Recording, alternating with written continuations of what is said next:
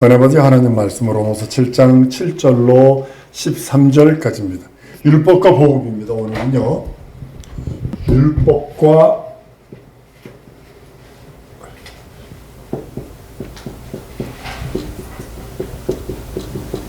첫 시간인데요. 조화입니다. 조화. 우리가 율법하고 계명 그러면 이제 서로 이제 척된 걸로 원수된 걸로 이렇게 생각하는데 그렇지 않습니다. 이제 율법과 복음의 기본적인 관계를 이해해야 되고요. 이것을 바로 알아야 다른 것들도 깊이 알아갈 수 있습니다.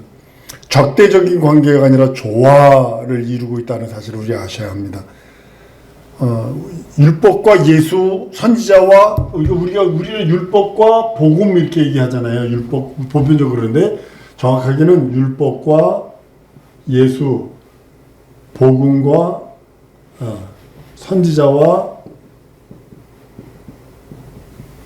복음 이렇게 해석을 해야 합니다.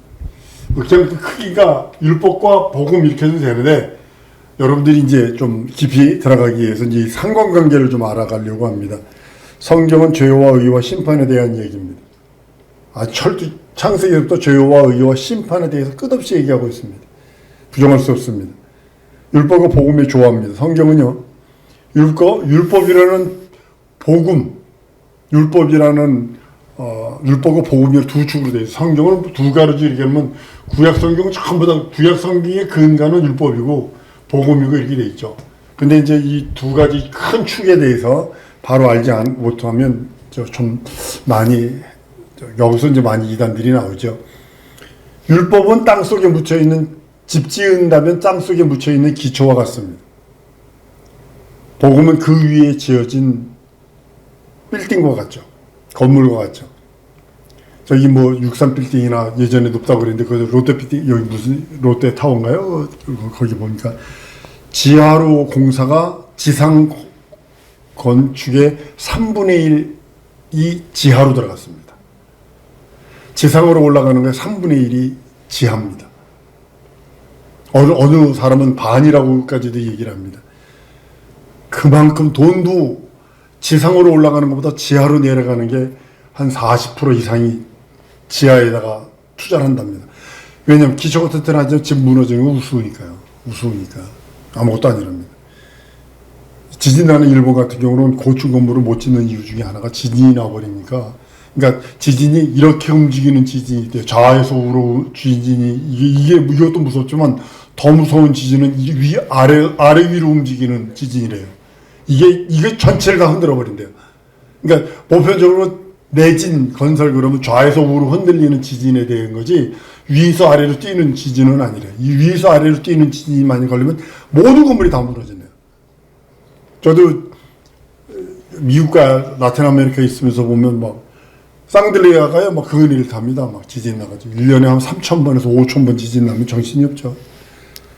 사람들 나가서 어디서 있냐, 문 있잖아요. 문 이렇게 문 거기 가만히 서 있습니다. 문에 그 문에 안쪽에 있는 그 기둥 옆에 이렇게 서 있어요. 사람들이 그러는 모습을 봅니다만, 율법은 뭐냐면 기초입니다. 땅속에 묻혀 있는 기초입니다. 그 위에, 복음은 그 위에 있는 건물과 같습니다. 기초만 가지고 집이 될 수 없고요. 건물을 세워놨다고 그건 사상 누각이죠. 세워놨다고 되는 건 아닙니다. 율법과 복음이 그 어느 것도 하나도 없어서는 안 됩니다. 아주 잘 조화가 이루어지지 않으면 안 되는 모습을 봅니다. 복음은요, 율법이라는 터 위에 세워진 겁니다. 그러니까 율법이 이제 이 위에 복음이 서 있는 거예요. 이렇게 이 밑에 위에 복음이 서 있는데 이제 자꾸 율법은 버리는 것, 율법은 없어져야 되는 것. 예수님이 없앤 거 있어요. 제사의식을 폐해버린 거지. 율법 전체를 폐한 거. 완성하라고 오셨다고 그랬지.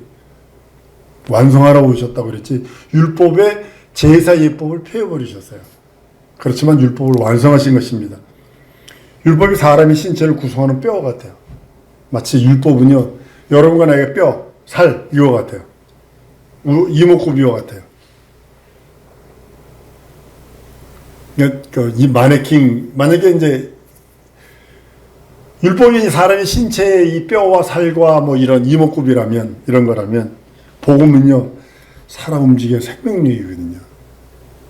사람이 뼈만 가지고 살만 가지고 움직이는 거 아니잖아요. 생명력이거든요. 율법은 어떤 사건이고요. 복음은 그거에 대한 해결입니다. 사건이 없으면 해결도 없듯이 율법이 있어야 복음도 있고, 복음은 율법이 만들어 놓은 모든 사건을 100% 해결하는 해결사와 같아요. 율법이 만들어 놓은 모든 일들을 복음이 해결을 합니다. 율법은 죄인을 고소하는 검사와 같아요. 경찰. 율법은 경찰과 같아요. 죄를 보면 무조건 잡아들여야 돼요. 미국이 참 저기 뭐지, 해변에서 같이 경찰하고 놀다가 제복이고 불법을 하니까 휙 불로 잡아가 버리더라고요. 같이 놀다가도 불법을 하니까 잡아가 버리더라고요. 봐주는 게 없어요. 복음은 죄인 입장에서 변호해주는 변호사 같아요. 근데 이 세상에서는 우리 자녀들, 우리 후손들, 난 변호사는 안 됐으면 좋겠어. 변호사는 안 됐으면 좋겠어. 어떻게 강간범을 놔주냐. 살인범을, 물론 기독교 사람으로서 용서는 돼요. 용서할 수 있어요. 그죠? 그러나 법이 있잖아요. 법은 심판을 받게 해야지.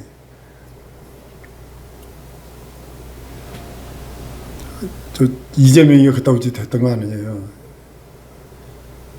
에이, 참말로. 이 세상에 그 누구도요, 율법을 완성할 수 없어요. 그 누구도.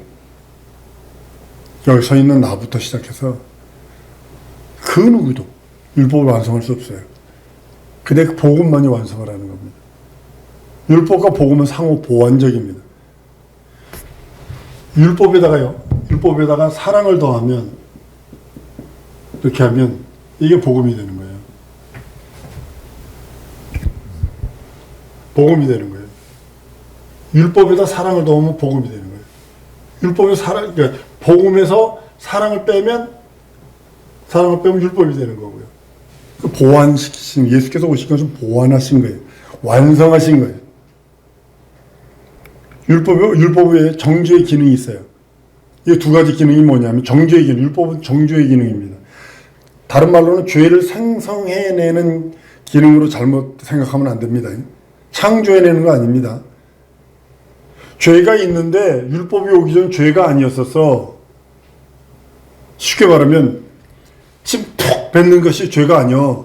근데 율법으로 침 뱉는 거 죄. 그러면 이제 그 전에 침 뱉었어. 그냥 죄가 아니었었어. 근데 율법이 죄를 드러나게 만드는 거예요.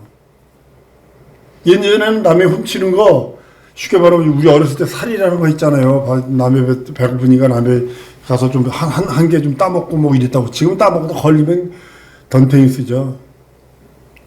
그리고 율법. 옛날에는 뭐냐면 그것이 같은 사건인데 법이 있으니까 그것이 범죄가 돼버리는 거예요. 어떤 법이 새로 만들어짐으로써 인해서 그동안 묵인해왔던 행동이 규제를 받는 거예요. 죄가 되는 거예요. 죄는 이미 있었는데, 남의 것 이렇게 갖다 먹는 거 있었는데, 이 죄가 있었잖아요. 근데 율법이 들어오면서 그것이 죄로 드러내는 거예요. 율법이 없는 죄를 만들어내는 것이 아니고, 인간에게 있어서 없는 죄를 만들어내는 것이 아니라, 이 죄가 있었는데 그 죄를 드러내게 만드는 거예요, 이제. 율법이 죄를 완성해 놓았는데, 복음은요, 은혜로서 모든 죄를 망각하게 만드시고, 사망에서 그 죄와 사망을 무너뜨리게 만들어버리고, 마치 이 둘이 어떤 면은 상극처럼 보이는 거예요. 그래서, 율법은 죄를 자꾸 만들어내는 것처럼 보이고, 복음은 자꾸 용서해 주는 것처럼 보이지만 원수처럼 이렇게 상극된 게 아니라는 거죠. 그러니까 율법과 예수와 선지자와 복음입니다. 그러니까 이제 우리가 이것을 자꾸 율법, 복음에도 물론 율법 안에 선지자가 들어있고 복음 안에 예수님이 들어있으니까 뭐 괜찮다고 합니다만, 지도자 정도 되는 사람은 이걸 구분할 수 있어야 합니다. 그러니까 율법과 복음이 하나의 명제처럼 되어 있지만 사실은 그렇게 해석하는 것이 아니고요. 구약을 대표하는 것이 율법이고 신약을 대표하는 것이 복음이기 때문에 율법과 복음에도 아무런 지장 없어요. 아무런 저거 없죠. 하지만 좀 더 정확하고 명확하게 표현한다면 율법은 예수와 상관이 있고 선지자는 복음과 상관이 있습니다. 율법과 예수 선지자 복음을 말하는 것이 더 합당하고 더 성경을 들여다보는데 유익합니다. 왜냐하면 선지자들은요, 이 구약성경에 보면 여기 모세가 있는데 모세가 여기를 바라보고 선지자들이 이쪽을 바라보거든요. 이게 쉽게 말하면 모세는 창조를 바라보면서 하나님과 원수됨을 봐요. 아담과 이브가 타락해서 원수됨을 보여요. 근데 이게 선지자들이 쉽게 말하면 모세 뒤에 선지자가 같이 등을 대고 이제 예수 그리스도를 본다고 생각을 하세요. 그러면 모세는 하나님과 원수되어서 절망을 받다면 선지자는 뭘 보냐면 미래의 예수 그리스도께서 오셔서 절망만 할 건 아니다. 우리가 지옥 가기 전에, 쉽게 말하면 여기가 맨 마지막 지옥인데 지옥 가기 전에 예수께서 오셔서 아비의 마음을 자식의 마음을 아비에게 돌릴 자가 온다. 그 소망을 주는 자가 선지자거든요. 선지자는 절망에 처한 이스라엘 백성들에게 복된 소식을 전해주는 거예요. 그래서 선지자들이 많이 돌에 맞아 죽기도 하고 칼에 맞아 죽기도 한 이유가 뭐냐면 너희들 빨리 돌아와라, 회개하라, 회개를 강조했거든요. 우상 버려라, 아세라 버려라, 바알 버려라, 전부 다 우상 숭배하지 마라. 하나님께서 그래야 너희들에게 복 주신다. 그리고 저 미래를 봐라, 우리 구세주가 오시다. 이 소리 듣기 싫어했거든요. 선지자는 마치 이걸 걱정하지 마라, 구세주가 오신다. 우리가 지옥 가기 전에, 우리가 멸망당하기 전에 그가 우리를 구원하신다. 이걸 끝없이 얘기하는 거거든요. 계속 소망을 주는 게 선지자거든요. 신약 복음은 메시아가 오셨다. 신약은 뭐냐면요, 복음은요, 메시아가 오셨다. 그분이 예수요. 선지자 구약의 모든 예언들이 있는데 이 예언 예수께서 완성하셨어. 그분이 이분이요. 세상에 지금 하나님의 어린 양이 저분이요. 라고 하면 그 예언이 성취되었다. 라고 이제 예수가 오신 것을 증거하는 것이 신약이고. 그러면 율법은 사람들을 정죄했고 그리스도는 정죄받은 사람들을 해방시켜 주시는 거예요. 율법은 왜냐면, 그러니까 율법은 마치 뭐와 같냐면 몰입꾼과 같아요. 몰입꾼. 가보이들이 말 타고 다니면서 방목했던 소를 다 자기들이 원하는 것을 몰아가는 것처럼 마치 몰입꾼과 같은 거예요. 깔때기처럼 해가지고 계속 몰아가는 것처럼. 요즘엔 개가 양 치는 개 보니까 브로콜리나 무슨 그 강아지인데요. 잘하더라고요. 막 휘파람 주인이 쫙 보니까 쫙 뛰어가가지고 도망가려는 거 앞으로 가가지고 막아가지고 돌리고 데려오더라고요. 마치 율법은 뭐냐면 그리스도 예수에게 몰아가는 몰입꾼과 같은 거예요. 그러니까 율법은 정죄했는데 그리스도는 정죄받은 사람을 용서해 주니 해방시켜 주니까요. 그러니까 선지자는 누구를 기다리냐면 복음을 기다리는 거고 율법은 예수를 기다리는 거고. 그래서 율법과 예수, 선지자와 복음이 성경 들여다보는데, 신구약을 보는데 가장 알맞게 들여다보는 것입니다. 율법과 복음이라는 말은요, 사용하더라도 복음 안에서 예수가 있으니까 아무런 상관이 없지만 율법을 알려면 예수를 알아야 하고, 한번 다르면 예수를 알려면 율법을 알아야 하고, 율법을 알려면 예수를 알아야 한다. 율법도 알아야 합니다. 율법을 알려면 예수를 알아야 되고 선지자를 알려면 복음을 알아야 돼요. 이게 서로 상호관계가 되어 있는 거예요. 율법이 전부 다 비유로서 예수를 말하고 있고 예수는 율법의 그 모든 예언을 완성했으니까. 예수를 알면 율법을 다한 것이 되는 거고 복음을 알면 선지자를 다한 것이 되는 것입니다. 그러니까 율법과 선지자와 예수와 복음은요, 이건 뗄 수 없어요. 뗄 수 없는 겁니다. 왜냐하면 예수 안에 물론 다 들어있어요. 복음 안에 다 들어있고 예수 안에 다 들어있어요. 근데 율법은 뭐냐면 그리스도 예수에게로 끝없이 몰아가는 거예요. 아까도 말했죠. 죄가 되는 이유는 법 때문에 죄가 드러나는 거거든요. 법 때문에 죄가 드러나는 것 뿐이에요. 그전에는 심센 자가 뺏어먹고, 심센 자가 뭐 때리고, 뭐 다 가져가고 있어요. 근데 법이 딱 생겨버리니까 그걸 못하는 거예요. 그것이 죄가 되어버리는 거예요. 지금 북한에 한 그 모든 것들, 전 자유세계가 전부 다 북한에 뭐 기름 팔지 말아라, 얼마 이상 팔지 말아라, 북한 거 뭐 수입하지 말아라, 뭐 하지 말아라. 그 법이 그 전에 계속 했다고요. 근데 그 법으로 딱 세버리니까 그것이 죄가 돼버리는 거예요. 예전에는 잘못한 사람 그냥 무조건 자기 마음에 안 들어 두들겨 패고, 돈 있는 사람이 갖다가 노예 삼고 죽이고, 마음에 안 들어 죽이고 막 그랬다고요. 근데 법으로 딱 정해버리니까 그것이 불법이 되어버리는 거죠. 그러니까 예수를 알면 알수록 율법을 다 하는 겁니다. 복음을 알면 알수록 선지자의 그 모든 것들을 알게 되는 것입니다. 우리가 성경을 깊이 들여다볼 때에 그 모든 것들이 이루어지는 것을 보게 됩니다. 율법과 선지자는 비유예요. 이건 비유예요, 비유. 율법과 선지자는 이건 철저하게 비유입니다. 그래서 해석이 필요해요. 어떻게 세상에 양 잡고 소 잡고 염소 잡은 것이 예수가 될 수는 없다는 거죠. 그 피 흘리는 양, 염소, 송아지 피가 예수 하나님의 전능자 하나님의 피와는 상관이 되지, 사람의 피와도 상관이 안 되는데 어떻게 전능하신 하나님의 피와 동일하게 되는 거예요. 이단 중에 하나, 이단이 뭐냐면 예수가 마리아의 피를 이어받았다는 거 아니에요. 이 최성경이 그러지 않았어요. 예수의 피는 그 여자의 생리에 의해서 그렇게 해서 했기 때문에 그 여자의 그 마리아의 피를 가지고 태어났다고. 이게 인본주의의 극한 인본주의이기 때문에 그럽니다. 그래서 장로가 탈을 쓰고 뭐 그 짓을 한다는 거 아니에요. 그 구약은 전부 다 이 비유예요. 구약은 전부 다 그래서 해석이 필요해요. 왜냐면 구약을 해석하지 않으면요 삼천포로 빠져요. 여러분 구약에 많은 사건들이 있어요. 구약에 많은 사건들이 있다고요. 처녀가 잉태의 아들을 낳으리니 그는 임마누엘이 하리라. 이사야가 하는 말 속에, 대화 속에 그 이야기가 있어요. 근데 그 대화 전체를 쓰는 게 아니라 그 부분만 갖다 쓴다니까요.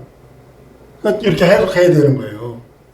해석하지 않으면요 완전히 삼천포로 가는 정도가 아니에요. 지금 학자 중에 어떤 정신학을 학자는 카인의 아내 카인의 아내를 연구하다 죽은 사람이 있습니다.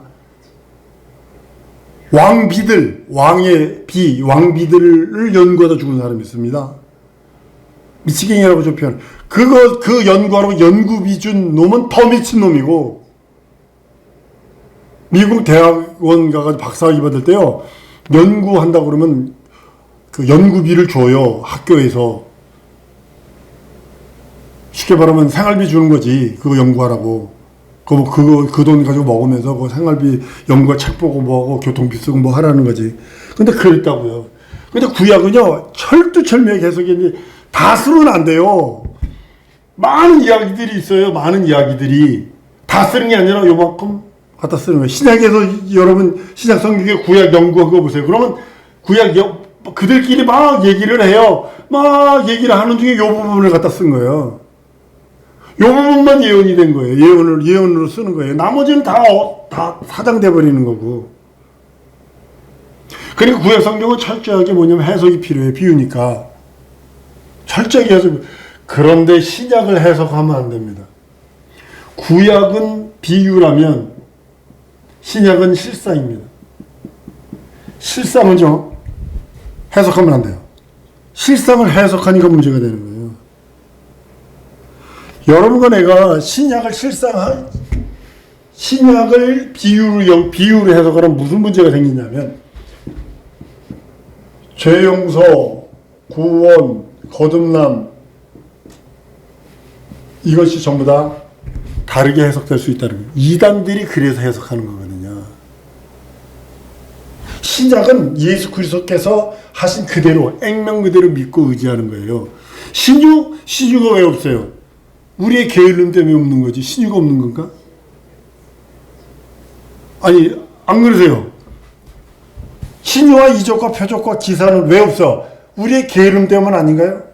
그렇게 해석을 해야지. 이건 2000년 전에 있었고 지금은 없는 것이다. 은사가 종결됐다. 누가 그래요? 성경에 어디에 은사가 종결됐다고 했어요? 기도의 길은 유가 없다고 그래서 안 나타나는 것 뿐이죠, 우리들이. 그리고 또한 신약은 실상이기 때문에 이거 해석하면 안 돼요. 우리 죄 용서가 해석돼요? 그리고 죄 용서가 해석된 게 어떻게 됐어요? 문성명에 뭐 한 걸 해야 된다. 피가로 해야 된다. 다른 실상, 죄 용서가 해석이 돼서 그래요. 거듭난 구원, 영생이 해석이 돼. 하나님의 나라가 해석이 돼 버렸어요. 하나님의 나라는 여기 있다 저기 있다 아니야. 이 땅에 이 땅. 여호와 증인들. 이 땅에서 잘 먹고 잘 살고 이 땅에서 풍요하면 그것이 천국이요. 사두개인들과 같은 그런 신약을 예수님이 하신 말씀 그것을 해석을 해버려서 그러는 거예요.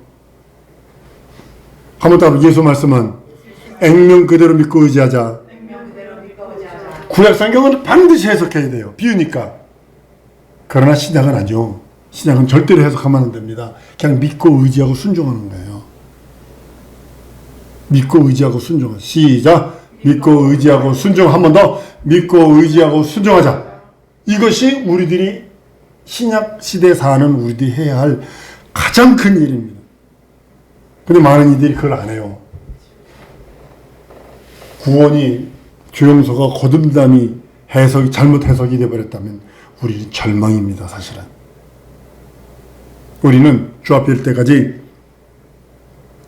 예수 믿는 믿음. 그러니까 하나님과 이거 율법과 예수와 선지자와 복음은 그냥 아름다운 조화입니다. 우리가 하나님과 나와 아름다운 조화가 조화가 화모나이징인데 이것이 화모나이징가 잘 됐을 때 그것이 된 거. 음악도 화모나이징가 잘 될 때 아주 예쁜 것처럼 여러분들 음악은요 90점은 음악을 90점을 받으면요 수학은 90점을 받고 영어는 90점을 받으면 잘했다 할 수 있지만 음악은 90점을 받으면 안 되는 이유가 뭐냐면 10명 중에 1명이 음악 연주하는데 틀렸다는 소리거든. 그러면 그거는 못 들어줍니다. 100명 중에 10명, 오케스트라 100명 중에 10명이 틀려? 저 선교재림의 학교에서 선생님이 그걸 해주더라고요. 밴드 애들 중에 몇 명을 틀리니까 완전히 못 들어줘. 같은 좋은 음악인데 선생님이 딱 사인을 해버리니까 그 다른 음을 딱 내버리니까요. 전혀 이상한 음을 돼서 못 들어주겠더라고요. 화모나이징은 뭐냐면 아름답게 하나님 앞에 맞아지는 그 소리와 같은 겁니다. 그래서 신앙은 마치 그것입니다. 율법과 복음, 율법과 계명 이것이 복음이 우리들에게 진정으로 잘 조화가 이루어져서 주 앞에 이를 때까지 변치 않는 믿음으로 영원한 믿음으로 하나님 앞에 나가고 하나님을 알고 예수를 알고 깊이 하는 우리 성도 되기 소원합니다. 이 시간에 우리 기도하는 시간을 갖기를 원하는데요. 다른 거 기도하지 않고요. 하나님과 영원한 관계 예수와의 영원한 관계를 바로 맺을 수 있게 해달라고 우리 기도하십시다. 진정 소원하는 것은요. 다른 것이 아니라 율법과 복음의 영원한 관계를 바로 맺을 수 있도록 진짜 이 시간에 우리 기도하십시오. 우리 통성으로 기도할 때 하나님 율법과 복음의 바른 관계를 알게 하시고 진정으로 바른 조화를 알게 하시고 예수를 깊이 알게 하시고 진정으로 복음을 깊이 할 수 있도록 우리 하나님 함께 해달라고 다같이 통성으로 기도하십니다.